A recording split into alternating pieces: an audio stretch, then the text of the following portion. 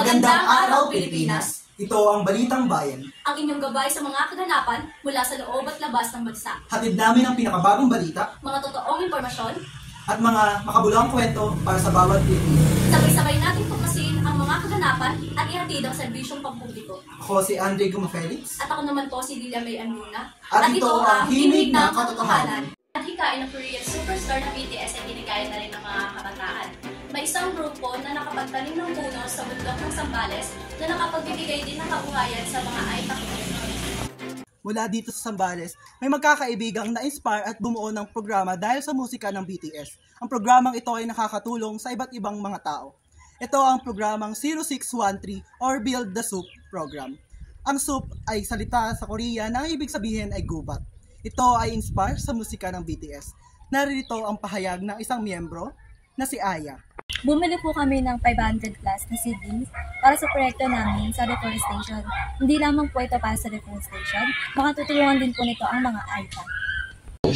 Kamakailan ay sinabi ni Justice Jesus Crispin Limona na ang bansang Pilipinas ay hindi pa kulturang ngayon na tanggapin ang same-sex marriage na nagdulot ng magkakaibang reaksyon. Bagamat binibigyan din ng ilan ang kahalagahan ng tradisyonal na pagpapahalaga, ang ilan naman ay nangangatwiran na ang pantay na karapatan at pagmamahal ay dapat mauna kaysa sa handang pangkultura. The Department of Health has long been active in addressing HIV, starting as early in 1980s. But condom use and other preventive measures were promoted in 2017. But the number of cases continue to rise at alarming rate. The good news is that the advancement in HIV prevention made in and it's called PrEP daily pill offers up to 99% protection against HIV transmission. It acts as shield over your cells preventing infection. Halos marami na rin ang mga estudyante tumigil sa kanilang pag-aaral. Ang sitwasyong ito ay ipapaliwanag at ating tunghayan sa pahayag ng Alliance of Concerned Teacher Countries representative na si Ms. Franz Castro.